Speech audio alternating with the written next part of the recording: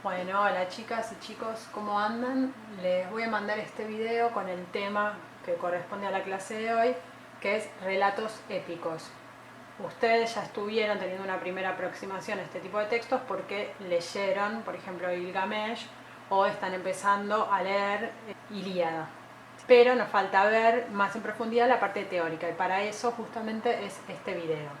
Bueno, lo primero que tenemos que tener en cuenta es qué son los relatos épicos. Los relatos épicos narran hazañas de héroes. Tenemos que primero ver qué es una hazaña. Una hazaña va a ser justamente una acción que es muy difícil de llevar a cabo, que solo algunos pueden llevar a cabo porque son muy difíciles de lograr. Y los héroes van a ser personajes que van a tener una serie de virtudes, es decir, de cualidades positivas. Y justamente por esas cualidades positivas van a ser un ejemplo a seguir por los miembros de sus comunidades. ¿Qué hace que un personaje sea un héroe? Lo primero es que va a ser un tipo de personaje protagonista. La historia se va a centrar en ese personaje. Puede ser un héroe individual o puede ser un héroe colectivo, si se trata de más de un personaje, que la historia esté centrada en ellos. Además de eso, se caracteriza porque este héroe o estos héroes llevan a cabo muchas hazañas. Y además de esas hazañas van a tener una serie de virtudes. Entre las virtudes, las que destacan en general y que tienen en común los distintos relatos épicos son la valentía, es decir, los personajes son siempre muy valientes, el honor, la fidelidad, la bondad, la humildad, entre otros. Tienen distintos tipos de características positivas. Estas son las más comunes. Justamente, como les decía antes, como tienen estas cualidades positivas, se convirtieron en modelos a seguir, es decir, los que escuchaban estos relatos sentían que tenían que ser como esos héroes, tenían que ser valientes, tenían que ser humildes, etc. Bueno, ¿cómo era el origen o cómo fue el origen de estos relatos? Durante la antigüedad, estas historias se narraban obviamente de manera oral y se transmitían de generación en generación. Pero a diferencia de los textos que nosotros leemos hoy en día, se trataban de poemas. Eran poemas muy extensos. En la actualidad estos poemas sufrieron una serie de adaptaciones y a nosotros nos llegan como un texto en prosa. Posteriormente, durante la Edad Media, estas historias también se seguían narrando de manera oral y constituían lo que se llamaban los cantares de gesta. El cantar de gesta más famoso, o uno de los más famosos para nosotros, es el poema de Miocid. Bueno, eran también poemas narrativos que eran extensos, pero que eran cantados por juglares.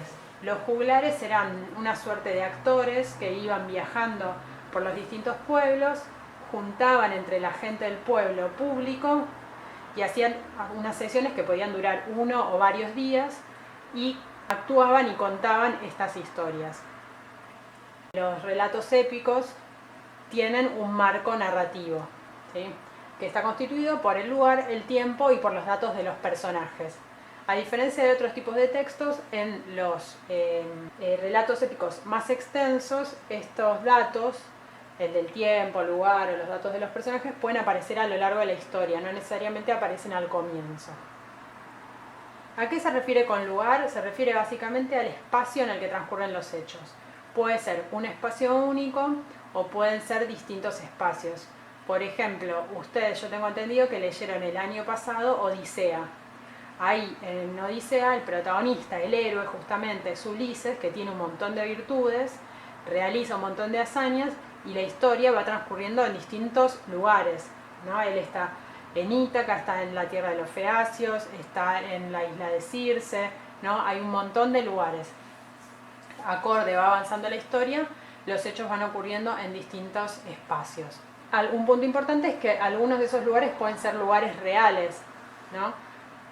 Mientras que otros son lugares ficcionales. Por ejemplo, en un momento Ulises viaja a Hades, ¿no?, a la tierra de Perséfone y Hades, que vendría a ser el inframundo, y obviamente eso se trata de un lugar ficcional que está relacionado con la mitología. Pero después hay otros lugares que son mencionados en la historia, como Pilos o Esparta, que son lugares reales, que existían realmente. Bien, en cuanto al tiempo, se refiere obviamente a la ubicación temporal de los hechos, que en general no está clara, o sea, no está expresada de manera explícita, pero sí sabemos que son hechos que ocurrieron en un pasado lejano. Más allá de eso, sí hay ciertos indicios acerca de cuánto duran los hechos. Por ejemplo, ustedes están leyendo Ilíada y ahí se narra, por ejemplo, ciertos días la duración de la batalla, o cuántos días o cuántos años duró la guerra, etc. O sea, hay hechos que se pueden identificar cuánto tiempo duraron, si duraron toda una mañana, una tarde, un día, varios días, etc. Bien, por último nos quedaban los personajes. Como habrán visto tanto en Gilgamesh como en Ilíada, obviamente puede haber dioses, puede haber semidioses que eran descendientes de un humano y un dios o una divinidad, criaturas mitológicas como, no sé, el minotauro, los cíclopes, etc. Pero siempre el personaje principal es el héroe, ¿sí? Que va a ser el que tiene todas estas cualidades positivas. Y lo importante siempre es este hecho de que el héroe realiza un montón de hazañas, más allá de que sea un semidios o no, de que tenga una afiliación divina o no, lo importante es que realiza hazañas y que tiene una serie de virtudes. Lo interesante de estos tipos de textos es que el héroe puede también tener debilidades, puede tener defectos. Incluso si ustedes se fijan en el primer canto que tenían que leer de Ilíada, tenemos a Aquiles, que obviamente es el mejor guerrero, es el más valiente, es el más fuerte, y sin embargo tiene debilidades porque él se enoja y le pide a su madre, Tetis, no sé si recuerdan esta parte, estaba en una de las tareas que yo les había mandado, le pide a su madre que le pida a su vez a Zeus que ayude a los troyanos, o sea, que ayude a sus enemigos, solo porque él está enojado con Agamenón. Entonces ahí tenemos un ejemplo de este héroe que tiene debilidades. ¿Por qué nosotros leemos versiones estandarizadas? ¿Qué significa esto? Como les mencioné antes, estos relatos en sus orígenes y después también durante la Edad Media circulaban oralmente. Esto fue generando que hubiera distintas versiones de los mismos hechos, porque obviamente cuando se va transmitiendo de manera oral uno se olvida de detalles, agrega otros, ¿no? Entonces se fueron generando distintas versiones. Sin embargo, hubo distintos autores que tomaron estas versiones que circulaban oralmente y las pusieron por escrito. A esa puesta por escrito se le llama versión estandarizada. A su vez, estas versiones estandarizadas pueden sufrir otros tipos de modificaciones. Por ejemplo, el pasaje de un texto en verso, es decir, de un poema, el pasaje a prosa, ¿no? Y a su vez pueden sufrir modificaciones con una finalidad didáctica, es decir, que se hace una adaptación para que sea más atractiva para los jóvenes o para que se facilite su comprensión. Bien, tenemos por último algunos ejemplos de relatos épicos entonces. Odisea, que tengo entendido que ya lo leyeron, Ilíada, que es lo que estamos leyendo en la actualidad. Quiero aclarar que estamos leyendo una selección de cantos de Ilíada, porque van a ver que en las tareas a veces se saltean cantos y van a decir, ¿por qué no? Sí, pero si el canto 2 no lo leímos. Bueno, no lo vamos a leer una selección de cantos, los más representativos.